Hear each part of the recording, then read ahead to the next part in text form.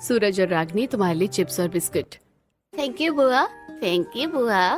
कनक, तुम इन बच्चों की आदत खराब कर रही हो। राघव जी, आप अपनी बहन को समझाओगे या नहीं? भाभी, मैं कौन से बच्चे की आदत खराब कर रही हूँ? अरे खाने दो ना, बच्चे हैं। ओ, अब मुझे समझ में आया कि आप चिढ़ क्यों रही है। आपके लिए मैं इमली लेकर नहीं आई ना, इसलिए। नहीं रे बाबा, ये बात नहीं है। तुम इन बच्चों को गोद में लेकर घुमाती हो। अब ये बच्चे मुझसे जिद करते हैं रात में गोद में लेकर घुमाओ। अभी इस हालत में मैं इन्हें गोद में कैसे लेकर घुमाऊं? भाभी, मेरे बच्चे हैं, मैं गोद में घुमाऊंगी। आप क्यों चिंता करती हैं? इतना कहकर कनक रागिनी को गोद में उठा लेती है और कमरे में इधर उधर घूमने लगती है। धीरे धीरे रागिनी सो जाती है। वहीं 6 महीने की प्रेग्नेंट सेजल राघव के साथ सो जाती है। अगले दिन दोपहर में कनक हॉल में बैठकर इमली और कच्ची कैरी खा रही होती है। क्या टेस्टी है, खट्टे खट्टे इमली, कच्चे कच्चे आम, मजा आ गया। अरे, कुंवारी लड़कियों को ज्यादा खट्टा नहीं खाना चाहिए। हाँ ननद जी, लाइए ये इमली और कच्ची कैरी मुझे दे दीजिए। अच्छा भाभी, आपको एक कच्ची कैरी और इमली खानी है, आइए मैं खिलाती हूँ। सेजल मुंह खोलती है और कनक इमली मुंह के पास लाकर खुद खा जाती है। अरे कनक, तू क्यों अपनी भाभी को परेशान कर रही है? देखिए ना आप लोग, ये अकेले मेरे इमली और कच्ची कैरी खा रही है, मुझे दे नहीं रही है। ननद जी, ये गलत बात है। ओ मेरी प्यारी भाभी, आपके मुंह में पानी आ रहा है। लीजिए, ये सारी कच्ची कैरी और इमली मैं आपके लिए ही तो लेकर आई हूँ। सेजल सोफे पर बैठकर इमली खाने लगती है। बहू, संभल कर, तुम्हारा 6वां महीना चल रहा है। अब अपनी ननद के साथ ज्यादा उछल कूद मत किया करो। ये तो पगली है, कुछ भी करती है। कुछ भी कर सकती हो ना, पर सिर्फ अपनी भाभी और उनके बच्चों के लिए। ये बच्चे सिर्फ मेरे नहीं हैं। अगर मैंने इन्हें जन्म दिया है तो इनको सही तरीके से पाला पोसा तो ननद जी ने ही है। पता ही नहीं चलता कि ननद और भाभी की जोड़ी है। ऐसा लगता है 2 छोटी बहनें हैं जो कभी आपस में लड़ती रहती है तो कभी एक दूसरे के प्यार के बिना रह नहीं पाती। माँ, ये दोनों भाभी नंद बहनें भी हैं और बेस्ट फ्रेंड भी हैं, और ये दोनों बच्चे इनके ही साथ खेलते रहते हैं। हमारे पास तो तब आते हैं जब पैसे चाहिए होते हैं। राघव की बात सुनते ही सभी हंसने लगते हैं। इसी तरह कुछ दिन बीतते हैं और एक दिन कनक ड्रेसिंग टेबल के सामने मेकअप कर रही होती है। तभी सूरज और रागिनी खेलते हुए कमरे में आते हैं। ये आप क्या कर रही हैं? मैं मेकअप कर रही हूँ। हमारा भी मेकअप करो। मेरा भी मेकअप कर दो। हाँ हाँ, क्यों नहीं, आओ ना मेरे प्यारे बच्चों, मैं तुम्हारा भी मेकअप कर देती हूँ। इतना कहकर कनक सूरज को ड्रेसिंग टेबल पर बिठाती है और लड़कियों की तरह उसका मेकअप करने लगती है और उसे एक लड़की की फ्रॉक, हेयर बैंड और सैंडल पहनाती है। वहीं कनक काजल से रागिनी की मूछें और दाढ़ी बनाती है और एक आंख पर काली पट्टी बांधती है और काला शर्ट पैंट पहनाती है और फिर दोनों बच्चों को बाहर लेकर आती है। सूरज किसी सुंदर मॉडल की तरह और रागिनी डाकू की तरह लग रही होती है। हाय, मेरा नाम है मिस सनाया। मैं गब्बर डाकू, तेरे हाथ काट लूंगी कालिया। अरे, इन दोनों बच्चों का ये हाल किसने किया है? ये रागिनी बेटी को डाकू किसने बनाया? और ये क्या सूरज, ये तुम क्या कह रहे हो? हाय दादू जी, मेरा नाम है मिस सनाया। दादू जी, घोड़ा बनो, गब्बर सवारी करेगा। ओफो ननद जी, आप कभी सुधरेंगे या नहीं? पापा जी, ये करतूत मेरी प्यारी ननद जी की है। भाभी देखिए ना, बच्चे कितने प्यारे लग रहे हैं। सूरज बिल्कुल किसी मॉडल की तरह लग रहा है और रागिनी बिल्कुल गब्बर डाकू की तरह। अच्छा, इन बच्चों को इनकी लाइंस किसने सिखाई हैं? और कौन सिखाएगा? आपकी प्यारी बहन ने सिखाया होगा ये लाइन। अरे कनक, ये तूने क्या किया बच्चों के साथ? माँ, तुम भी क्या मुझे डांट रही हो? चलो बच्चों के साथ में फोटो लेते हैं। जब बच्चे बड़े हो जाएंगे ना तो इन्हें देखकर चिढ़ाऊंगी। राघव अपने कमरे से कैमरा लेकर आता है और सूरज और रागिनी के साथ घर वालों की सुंदर तस्वीरें खींचने लगता है। एक फैमिली फोटो हो जाए, हम सभी एक फैमिली फोटो लेते हैं। राघव कैमरा ट्राइपॉड पर लगाता है और पूरी फैमिली की फोटो क्लिक होती है। इसी तरह कुछ दिन बीतते हैं। एक दिन सेजल, कनक और बच्चे पार्क आते हैं। सेजल पार्क में टहल रही होती है और कनक बच्चों के साथ खेल रही होती है। हम क्या खेलेंगे आज बच्चों? आज हम छुपम छुपाई खेलेंगे। तुम लोग छुप जाओ, मैं तुम्हें ढूंढूंगी। कनक बच्चों के साथ पार्क में खेलने लगती है। वहीं पार्क में अपने दोस्त के साथ आए नीरज की नजर कनक पर पड़ती है। अरुण, जरा उस लड़की को देख, बच्चों के साथ कितने अच्छे से खेल रही है। अरे, बच्चों के साथ खेल रही लड़की को देख रहा है या तू सिर्फ लड़की को देख रहा है? अरे चुप कर, उस लड़की को देखना, कितनी प्यारी है, बच्चों के साथ कितने अच्छे से खेल रही है। अरे तो चल बच्चों के साथ खेलते हैं, इसी बहाने तू जो चाहता है वो भी हो जाएगा। अरुण और नीरज मुस्कुराते हुए बच्चों के पास आते हैं जहां कनक बच्चों को झूला झुला रही होती है। अरे कितने प्यारे बच्चे हैं, क्या नाम है बेटा आपका? मेरा नाम सूरज है। मेरा नाम लागनी है। कितने प्यारे बच्चे हैं, किसके बच्चे हैं ये? मैं इनके साथ खेल रही हूँ तो मेरे ही बच्चे होंगे ना, और किसके बच्चे होंगे? आपके बच्चे हैं, पर आपकी तो इतनी उम्र नहीं लगती। उम्र नहीं लगती तो उसमें मैं क्या करूँ, मेरे ही बच्चे हैं। क्यों बच्चों, मैं कौन हूँ तुम्हारी? मम्मी हो आप हमारी। हाँ ये है हमारी मम्मी है। नीरज, लगता है तेरा घर बसने से पहले उजड़ जाएगा, इसके तो बच्चे हैं। अरे पागल हो गया क्या, ऐसा कैसे हो सकता है? मुश्किल से 23-24 साल की होगी और बच्चों की उम्र 6-7 साल। क्या बकवास कर रहा है? कनक चुपके से सूरज और रागिनी से हाई फाई लेती है और मुस्कुराते हुए नीरज का चेहरा देखने लगती है। तभी पीछे से सेजल आती है। अरे ननद जी, आप क्यों दूसरों को परेशान करती है? और सूरज और रागिनी, तुम भी इतने छोटे से हो, तुरंत अपनी बुआ की बदमाशी समझकर उनकी हाँ में हाँ मिलाने लगते हो। अच्छा अच्छा, तो आप इन बच्चों की माँ हैं और आप बुआ हैं? हाँ, इन बच्चों को जन्म मैंने ही दिया है, पर ये हम दोनों के बच्चे हैं। मैं भी इनकी माँ हूँ, ये भी इनकी माँ है। अच्छा अच्छा, मैं समझ गया, क्या बात है। नहीं तो हम तो सोच में पड़ गए थे कि ऐसा कैसे हो सकता है। आप किस सोच में पड़ गए थे? क्यों ननद जी, क्या राय है आपकी? एड्रेस दे दूं क्या इन्हें? अरे एड्रेस किस लिए? एड्रेस नहीं चाहिए मुझे। अरे चुप कर, अब भाभी जब समझ गई है तो तू एक्टिंग क्यों कर रहा है? भाभी आपने बिल्कुल सही समझा, मेरा दोस्त आपकी नंद से बात करने ही आया था। 27 साल का हो गया है, आज तक किसी लड़की से बात करने की हिम्मत नहीं कर पाया। आप ही इसका बेड़ा पार लगवा दीजिए। देखो, फालतू में टाइम पास नहीं करना मेरी ननद के साथ। अगर पसंद है तो माता पिता के साथ घर आओ, रिश्ता लेकर, और रिश्ता तय करो। उसके बाद जो करना है करो। सेजल नीरज को अपने घर का एड्रेस देती है और नीरज और कनक आंखों ही आंखों में एक दूसरे से अपने प्यार का इजहार करते हैं। और फिर नीरज अपने घर जाता है जहां पंडित जी आए होते हैं। अरे बेटा, आ गया तू? हम सब तेरा इंतजार ही कर रहे थे। मेरा इंतजार? पर क्यों, क्या हुआ? भैया, मम्मी पिछले 1.5 घंटे से आपके लिए लड़की ढूंढ रही है। ये देखिए, पंडित जी ने कितनी सारी लड़कियों की फोटो दिखाई है। बेटा ये देख, इनमें से कोई लड़की तुझे पसंद आए तो हम रिश्ते की बात आगे करें। मुझे आप लोगों को कुछ बताना है। अरे भैया, क्या बताना है? जैसा मैं सोच रहा हूँ वैसा ही कुछ है क्या? ये तुम दोनों भाई आपस में क्या बातें कर रहे हो? इशारों में नहीं माँ, मैं तुम्हें साफ साफ बताता हूँ। अभी थोड़ी देर पहले मैं एक पार्क में गया था। वहाँ एक बहुत प्यारी सी लड़की बच्चों के साथ खेल रही थी। मुझे वो बहुत पसंद आई है और उनकी भाभी भी थी। वो बिना बोले ही मेरी बात समझ गई। उन्होंने अपना एड्रेस दिया है और कहा है कि रिश्ता लेकर घर आना। तू पागल है क्या? ऐसा कहीं होता है? तू एक लड़की को पार्क में देखकर एड्रेस लेकर चला आया, तू जानता भी है उसका नाम क्या है और वो करती क्या है? उनके घर वाले कैसे है, उनके परिवार कैसा है? मम्मी, जब लड़की देखने जाओगी तो ये सब देख लेना। पहले एड्रेस पर घर पता करके उनके घर तो चलते हैं ना। मीनाक्षी, जब इसे वो लड़की इतनी पसंद आ ही गई है तो उसी के घर रिश्ता लेकर चलते हैं। अगर घर परिवार अच्छा रहा तो हम रिश्ता तय कर लेंगे। नीरज अपने घर वालों को कनक के घर रिश्ता लेकर जाने के लिए मना लेता है। वहीं दूसरी तरफ सेजल भी अपने ससुराल वालों को सारी बात बता देती है। अगले दिन शारदा पूरे घर की साफ सफाई करवाती है और राघव मिठाइयां लेकर आता है। नाना जी, मैंने कुछ गलत तो नहीं कहा ना? वो लड़का आपको पसंद आया ना? भाभी, जब उसने बच्चों से बात की ना तो मुझे वो लड़का उसी वक्त पसंद आ गया था। फिर वो लड़का आपको भी पसंद आ गया, इसका मतलब लड़का अच्छा है। सेजल और कनक बातें कर ही रहे होते हैं, तभी नीरज अपने परिवार के साथ कनक के घर आता है। दोनों परिवार सोफे पर बैठते हैं। जी, अचानक से मिलना और एड्रेस लेकर घर चले आना, ये हमें थोड़ा सा अजीब लग रहा है। बच्चों ने पहली नजर में एक दूसरे को पसंद कर लिया तो फिर शादी तो करवानी पड़ेगी। जी अजीब है, पर अब क्या ही कर सकते हैं। राघव बेटा, अपनी बहन को बुला। राघव कनक और सेजल को बुलाता है। सेजल अपना पेट संभालते हुए दोनों बच्चों और कनक के साथ हॉल में आती है। अब समझ आया मेरे बेटे ने एक नजर में आपकी बेटी को पसंद कैसे कर लिया।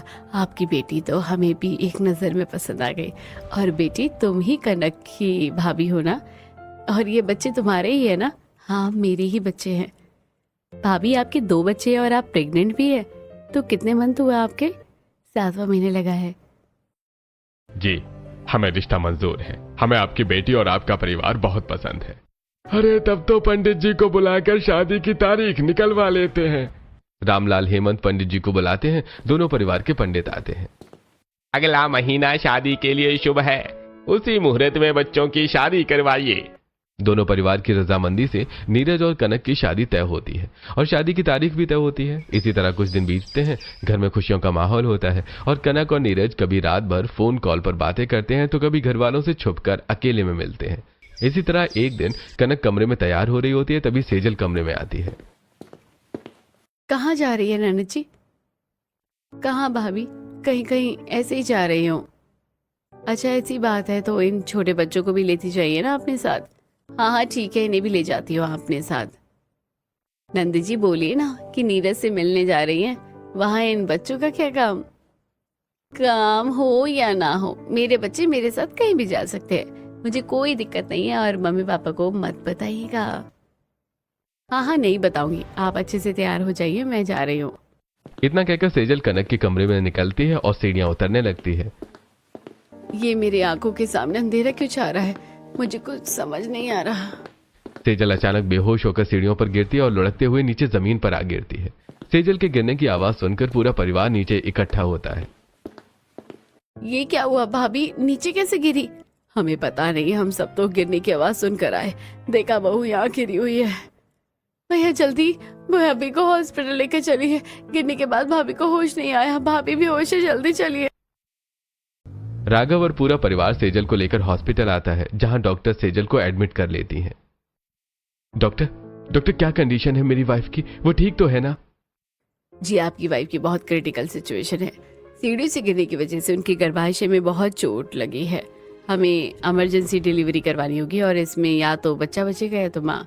नहीं डॉक्टर ऐसा मत कहिए, मेरे लिए मेरी बहू और बच्चे दोनों ही जरूरी है। जी मैं कोई गारंटी नहीं दे सकती, मैं कोशिश करूंगी, बाकी मैंने आपको बता दिया है। इतना कहकर डॉक्टर ऑपरेशन थिएटर में चली जाती है और थोड़ी देर बाद नर्स उदास एक छोटे से बच्चे को लेकर बाहर आती है। जी लड़का हुआ है और माँ नहीं बच पाई है। इतना कहकर नर्स राघव के हाथों में बच्चा पकड़ा देती है और राघव बच्चे को सीने से लगाकर रोने लगता है।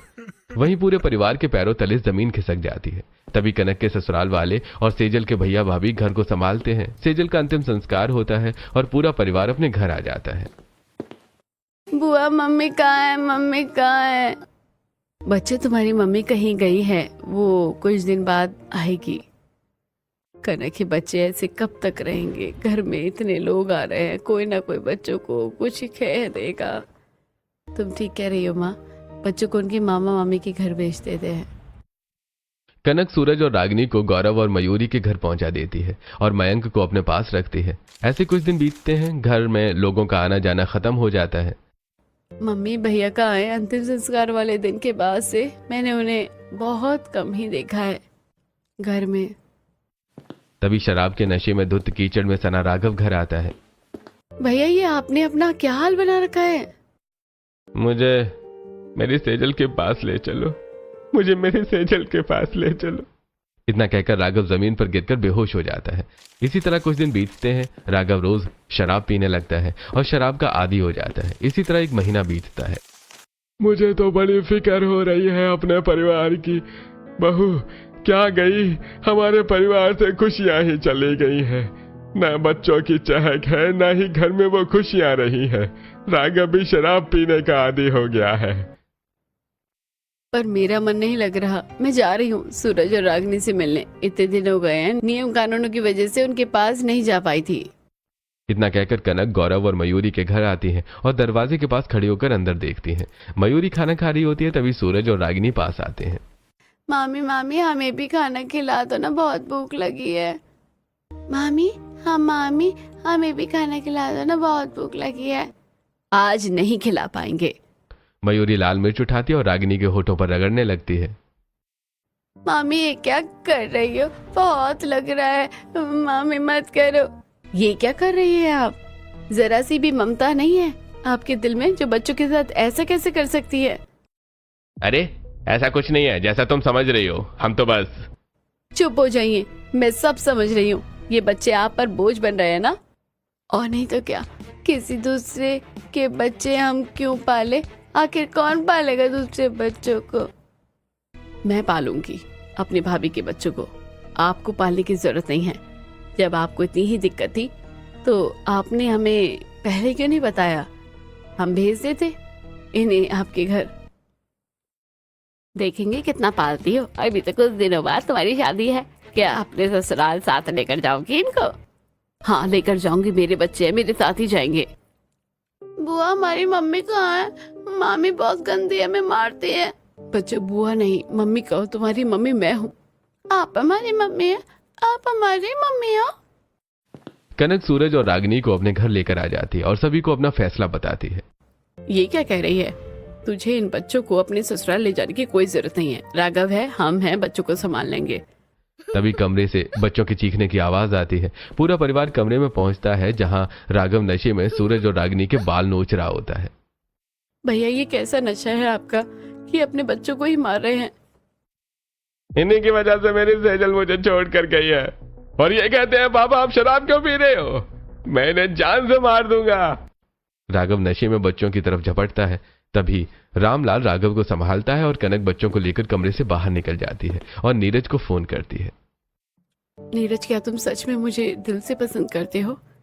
हाँ कनक, बिल्कुल। पर तुम ऐसा क्यों पूछ रही हो? नीरज, तुम्हें याद है एक बार मैंने तुम्हें कहा था कि मेरे भाभी के बच्चे मेरे बच्चे हैं? हाँ, मुझे याद है। तो फिर शादी के बाद मेरे बच्चे मेरे साथ ही रहेंगे। अब बताओ, तुम मुझसे शादी करने के लिए तैयार हो या नहीं? तुम मुझसे शादी करने के लिए तैयार हो क्या? तुम मेरे 3 बच्चों के साथ मुझे अपनाओगे? कनक, मैं तुम्हें पसंद करता हूँ और तुम्हें तुम्हारे 3 बच्चों के साथ अपनाने के लिए तैयार हूँ। नीरज ये बात अपने घर वालों को बताता है और नीरज के फैसले के आगे उसके घर वालों को झुकना पड़ता है। इसी तरह शादी की तारीख आती है और कनक और नीरज की शादी होती है और कनक दुल्हन बनकर नीरज के घर आ जाती है। घर के दरवाजे पर गृह प्रवेश की तैयारी होती है और कनक दरवाजे पर खड़ी रहती है। बहू, दाहिने पैर से कलश गिराकर गृह प्रवेश करो। खड़ी क्यों हो? हाँ, बहु मुहूर्त बीता जा रहा है, जल्दी से घर में प्रवेश कर लो। रुके मम्मी जी, पहले मैं बाहर खड़े बच्चों को तो ले आऊं, उनके बिना गृह प्रवेश करूंगी। क्या बच्चे?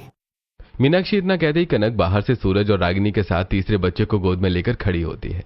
इन बच्चों को यहाँ लेकर क्यों आई हो? आज से ये मेरे साथ ही रहेंगे। अब मैं अपने बच्चों को अकेले छोड़कर नहीं आऊंगी। कनक की बात सुनते ही सभी मेहमान और पड़ोसी हैरान होकर एक दूसरे को देखने लगते हैं। अरे अरे, तुम्हारे बच्चे? तुम्हारी तो शादी अभी हुई है, ये बच्चे कैसे? अरे भाई, ये क्या मीनाक्षी जी कैसी बहू लाई हैं? आप गृह प्रवेश भी अपने बच्चों के साथ कर रही हैं? ये किसके बच्चे हैं? मैंने कहा था ना मेरे बच्चे हैं, और किसके होंगे? फिर बार बार पूछने की क्या जरूरत है? अरे भाई, मुझे तो आपकी बहू के लक्षण कुछ सही नहीं लगते। कहेंगे इसकी दूसरी शादी तो नहीं है और इसलिए पति के बच्चों को लेकर आई है। नहीं नहीं, ऐसा कुछ नहीं है, ये मजाक कर रही है। ये इसकी भाभी के बच्चे हैं। भाभी के बच्चे ससुराल में कौन लेकर आता है? मैं लेकर आती हूँ, और ये भाभी के बच्चे भी मेरे ही बच्चे हुए। कनक, अगर कोई पूछे तो इन्हें भाभी के बच्चे ही बताना, वरना लोग तरह तरह की बातें बनाएंगे और हमारा नाम खराब होगा। मुझे वो सब नहीं पता, पर मैं इन्हें भाभी के बच्चे कह सकती हूँ। मैं ही इनकी देखभाल करती हूँ, तो मैं ही इनकी माँ हूँ। हाँ हाँ, हमारी मम्मी यही है। मुझे नींद नहीं आ रही है, मुझसे रहा नहीं जा रहा है। चलो ना मम्मी, निन्नी करनी है। मम्मी जी, जल्दी से अंदर आने दीजिए, बच्चों को बहुत भूख लगी है और नींद भी आ रही है। ठीक है, जल्दी गृह प्रवेश कर लो। कनक बच्चों के साथ गृह प्रवेश करती है और सीधे कमरे की ओर चली जाती है। बाहर खड़े रिश्तेदार आपस में बातें करने लगते हैं। मीनाक्षी जी, आपकी बहू मुझे सही नहीं लग रही है। अपनी भाभी के बच्चे कौन लेकर आता है? सच में ऐसे लग रहा है जैसे कोई दहेज में बच्चे लेकर आई हो। वहीं दूसरी जगह कमरे में कनक बच्चों के साथ बैठी होती है और नीरज अंदर आता है। चलो अब सो जाते हैं, रात काफी हो गई है। पहले बच्चों को सुला दो, वरना इन्हें मेरे बिना नींद नहीं आएगी। लेकिन आज हमारी शादी की पहली रात है, बच्चों को दूसरे कमरे में सुला दो। हाँ मम्मी, मैं आपके पास ही सोऊंगा। हाँ मम्मी, मैं भी आपके पास ही सोऊंगी। तभी मयंक रोने लगता है। अरे कनक, चुप करो इसे, कितनी जोर से रो रहा है ये। देखो, तुम मेरे बच्चों पर गुस्सा नहीं कर सकते। मैंने पहले ही कहा था कि मैं ऐसी ही हूँ। अब तुम्हें ये सब मानना पड़ेगा। चलो अब सो जाओ। कनक सूरज और रागिनी को बीच में सुलाकर खुद मयंक को लेकर कमरे में घूमने लगती है और नीरज चुपचाप एक तरफ लेट जाता है और इसी तरह पूरी रात बीत जाती है। और फिर अगली सुबह। भाभी, अभी तक कमरे में क्या कर रही थी? आज आपकी पहली रसोई है, ऊपर से रात भर भाभी आपके तीसरे बच्चे की आवाज ने सोने नहीं दिया। मैं अपने बच्चों को नहला धुलाकर तैयार कर हॉल में आती हूँ। कनक अपने तीनों बच्चों को तैयार करके नीचे लेकर आती है।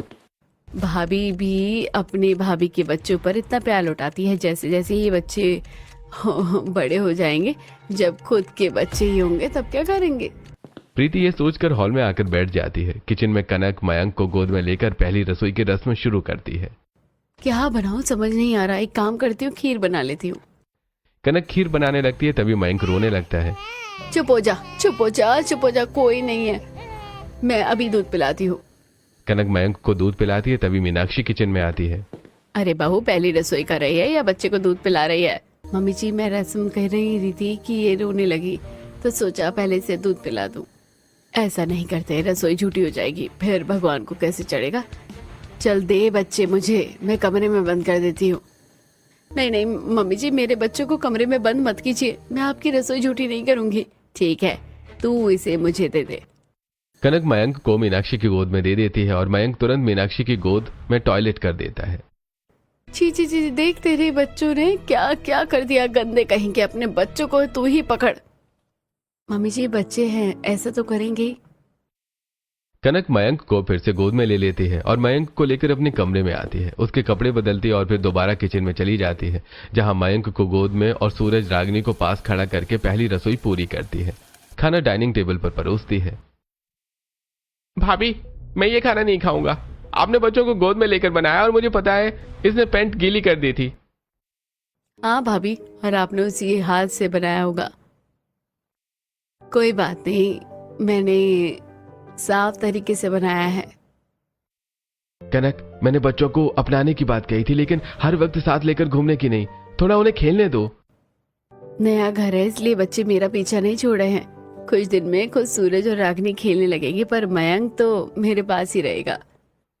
कनक सभी को खाना खिलाती है और सभी तारीफ करते हैं। इसी तरह फिर अगले दिन। भैया वो खिलौने मेरे लिए हैं, मुझे दे दो। नहीं ये मेरे लिए नहीं है, मैं नहीं दूंगा। आप बहुत गंदे हो, मुझे दे दो। इस खिलौने से मैं खेलूंगा। तो जाओ, मैं भी नहीं खेलूंगी तुम्हारे साथ अपने खिलौने से। सूरज और रागिनी खेलते हुए पूरे हॉल को अपने खिलौने से भर देते हैं। तभी मीनाक्षी वहां आ जाती है। ये क्या तुम लोगों ने पूरे हॉल को खबर बना दिया है? सॉरी, गलती हो गई। गलती या जानबूझकर किया है, अभी मारूंगी। मीनाक्षी बच्चों को मारने के लिए हाथ उठाती है, तभी कनक आकर हाथ पकड़ लेती है। मम्मी जी ये क्या कर रही हैं? बच्चे हैं।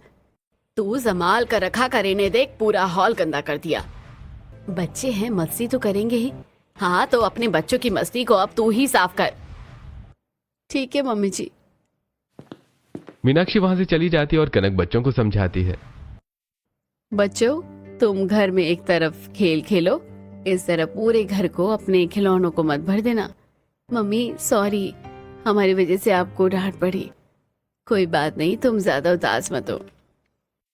कनक बच्चों को कमरे में भेजकर हॉल साफ करने लगती है। कुछ दिन ऐसे ही बीतते हैं। फिर एक दिन, अरे आज सब्जी वाला नहीं आया है क्या?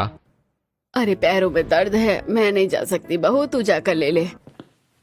कनक बाजार जाने के लिए बच्चों के साथ निकलती है और रास्ते में पड़ोसी बातें करते हैं। देखो देखो, शादी के अभी कुछ ही दिन हुए हैं और 3-3 बच्चे लेकर घूम रही है। हाँ हाँ देखो, शादी का भी कुछ ही दिन हुए हैं और 3-3 बच्चे लेकर घूम रही है।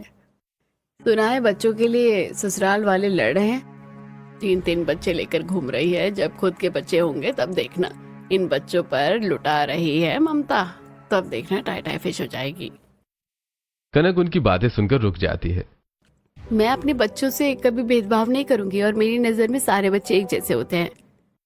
इतना कहकर कनक बच्चों को लेकर वहां से चली जाती है। इसी तरह 1 साल बीतता है। मयंक 1 साल का हो चुका होता है और सूरज 8 और रागिनी 5 साल की हो जाती है। और अब सूरज के साथ रागिनी स्कूल के लिए तैयार होती है। सूरज आज रागिनी का स्कूल में पहला दिन है, उसका अच्छे से ख्याल रखना।